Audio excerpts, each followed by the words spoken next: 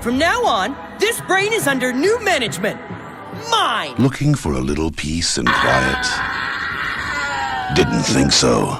The station that brought you trawler fishing can be fun. All you need to know about pins and hang gliding in a chest of drawers presents... Oh, feeling sad? Then get your happy pill. Watch Jason King. Hail to the king, baby. One by one, they will all fall. Huh? So the year is 1970, and what were the big movies out in that particular year? Well, you had Patton with George C. Scott and an Oscar-winning performance. Also, Love Story with Ali McGraw and Ryan O'Neal. If you haven't seen it, it's a pretty sad, tug at your heartstrings kind of film. And there were many other films that I can't... Oh, MASH. That was the other major big film of 1970.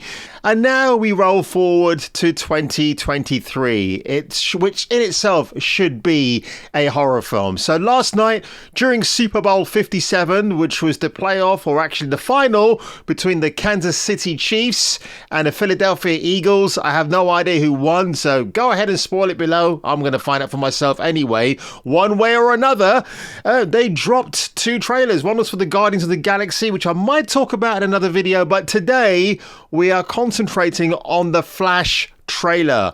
What did I think about it? Okay, this trailer nearly clocks in at 3 minutes.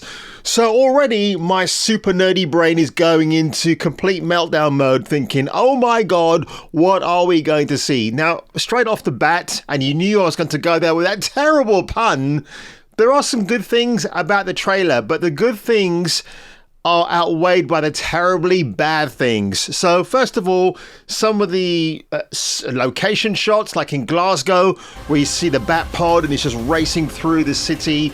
It's obviously meant to be an alternate version of Gotham. That looked pretty good, I have to say. The quick snippet we saw, fantastic. Andy Muschietti is the director behind this film. Also, he was behind the first It films, and I like that part. And there were some other moments like Ben Affleck. I gotta say, he looks pretty skinny as Bruce Wayne. He looks like the guy looks like he's been on a starvation diet. Ben, what's going on, dude? So that was okay. That was pretty nice. And I've got to say, the best part of the entire trailer. Now, I've not watched any other of my fellow content YouTube creators out there who may have said a similar thing to what I'm about to drop to you. But Michael Keaton returning as 1989 Batman was actually a stupendous moment. I loved it. Just the dry Michael Keaton that we knew from the 80s with his great comedies like Night Shift kind of manifested itself here, and I just loved that moment. And just anything with him in that followed was fantastic. I'm Batman. But unfortunately, folks, we get to the bad stuff, and it's pretty terrible. So first of all, if you don't know why this Flash film has even been conceived, it's meant to be resetting the DC universe. So some people are likening it to Spider-Man No Way Home, so I don't really see that comparison. But what I will say, at the very beginning, you see a young Barry Allen, and my immediate thoughts were, I wonder if Ezra Miller got too friendly with this child actor off the set of the movie, because it wouldn't surprise me, given the list of misdemeanors and everything that we've seen so far in TMZ that Mr. Miller has done. And yes, I'm calling him Mr. I'm not addressing him by his pronouns, because apparently he does that when he's about to be arrested with his friends, with his fellow actors. He doesn't get them to use pronouns for him. So a nice little ruse there, Mr. Miller. I just wonder how long you're going to be able to keep that up for. I was wondering when you were going to come out of the closet. That's not funny. And of course, we don't get one child groomer, we get 2 child groomers for the price of 1 for your viewing pleasure. Honestly, I've always wondered this. When an actor or an actress is playing against a clone of themselves, did they get double the salary? I wonder. It'd be quite unique if that was the case.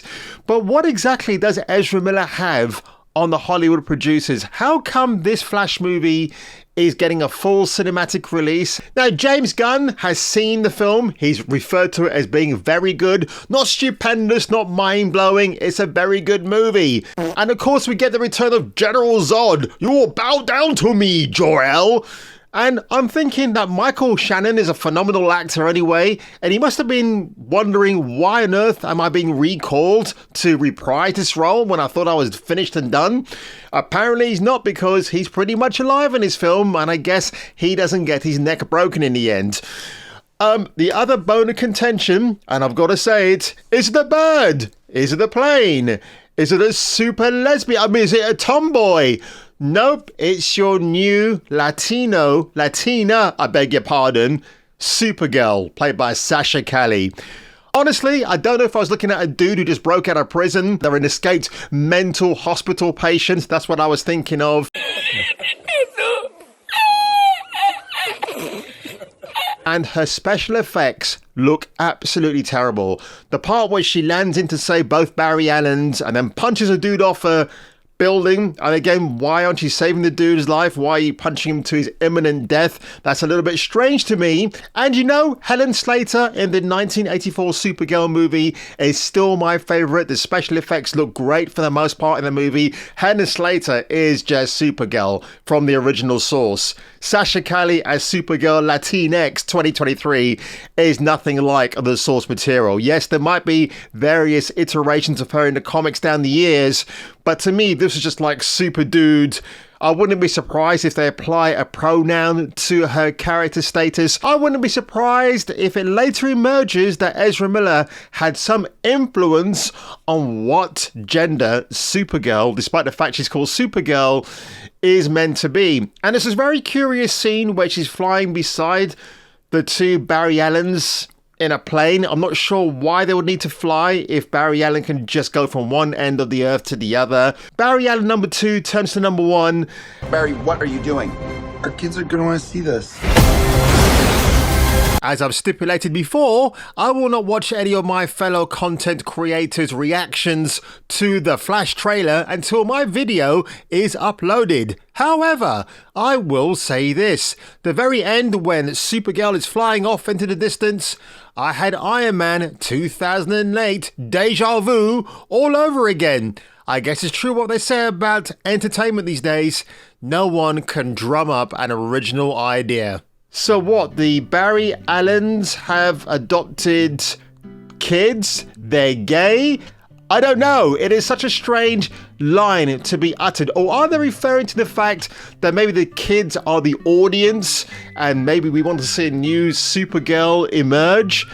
It's a weird moment in the trailer for me, which just made me think, does this film want to be a Flash movie to wow you?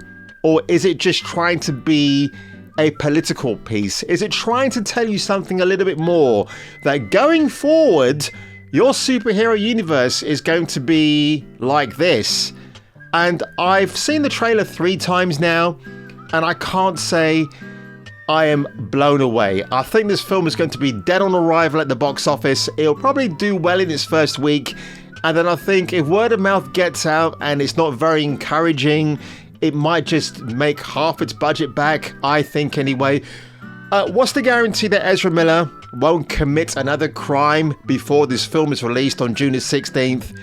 I'm willing to put a bet on it to say that he will do something.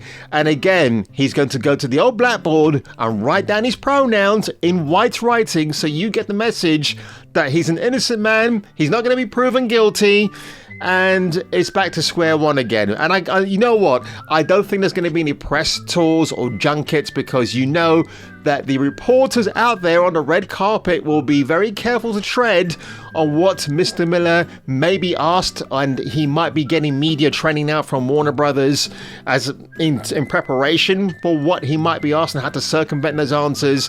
I do wonder, with the girl who was throttled in that convention in Iceland, I think it was, I wonder if Warner Brothers paid her off handsomely not to say anything about their very vitriolic actor. So guys, if you enjoyed my afterthoughts today for The Flash being released on June the 16th this year, make sure you leave a comment below, make sure you hit that like button, And if I were you, and if you were me, you better return for the next video.